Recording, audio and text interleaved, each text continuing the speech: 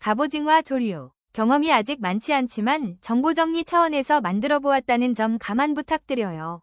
갑오징어는 다른 오징어에 비해 몸통이 크고 두뇌 조류의 영향을 많이 받으며 조류에 민감하게 움직인다. 조류가 아주 빠른 경우에는 모래바닥에 배를 붙이고 앉아 있다. 조류가 어느 정도 약해지면 돌아다니며 사냥을 하기 시작한다. 수온이 쭈꾸미보다 상대적으로 갑오징어는 낮은 곳을 좋아한다. 상대적으로 깊은 수심에 갑오징어가 있을 가능성이 높다. 또한 갑오징어는 이동하는 애기를 따라오면서 빠르게 애기를 공략할 수 있다는 점을 알아야 한다. 애기가 어느 정도의 속도를 유지하고 움직임이 있어야 자연스럽게 보이고 반응하여 입질이 될 확률이 높아질 수 있다. 우리가 생각하는 것처럼 가만히 있는 애기를 와서 잘 덮치지 않는다.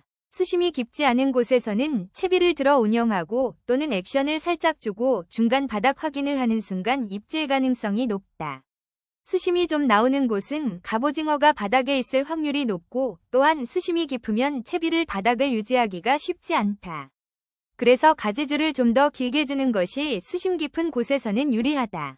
반대로 이야기하면 수심이 상대적으로 낮은 곳은 쭈꾸미가 많을 확률이 있고 이러한 곳에서 갑오징어를 선별하는 것은 가지줄 채비를 줄여 쭈꾸미 잡어의 입질을 어느 정도 분리시키고 애기가 유영하는 바닥에 처지지 않고 유영하는 움직임을 만들어줄 수 있다.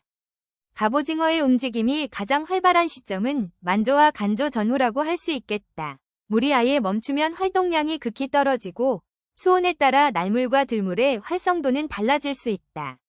수온이 높은 해는 들물, 낮은 해는 날물이 유리하다. 활성도가 가장 높은 시점은 만조가 끝나고 물돌이에서 날물이 시작되는 시점이다. 물이 너무 빠르게 흐르는 날에는 활성도가 높아지는 물의 흐름 시간대가 짧기 때문에 물이 어느 정도 적당히 가는 날이 오히려 공략하기 좋고 피딩 타임이 길게 이어질 가능성이 있다.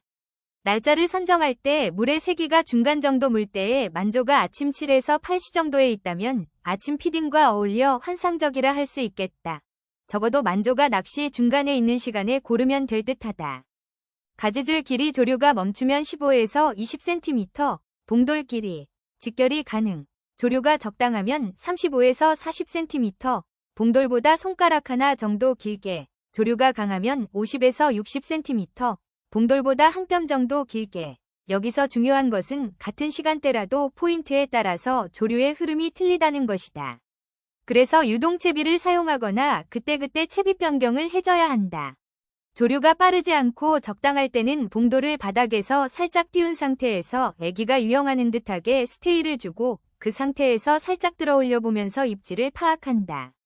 조류가 빠른 경우에는 갑오징어는 바닥에 더 붙는다. 이때 가지줄을 짧게 하면 애기가 불완전하게 유영을 하고 바닥에 닿을 수 있는 확률이 떨어진다. 가지줄을 최대 50에서 60cm까지 늘려서 애기의 운영을 자연스럽게 연출한다.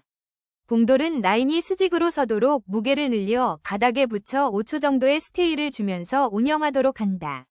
스테이는 완벽하게 준다. 파고가 높은 경우도 조류가 빠른 경우처럼 채비 운영을 해야 배가 출렁임에 대응해 바닥에 채비를 붙일 수 있다.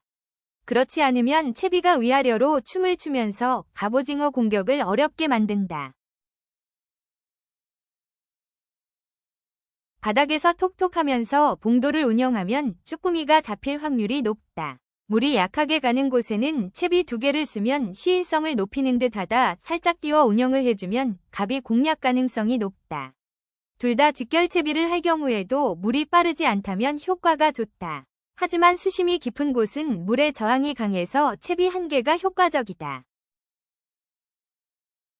지금 한 이야기의 원리에 대해서 생각해보면 봉돌이 수직으로 서 있고 애기가 안정적으로 유영하게 하면서 물때에 따라 갑오징어가 공격하게 할 수 있는 범위 안에 애기가 유영할 수 있는 조건을 만들어준다. 봉돌은 무광을 사용한다.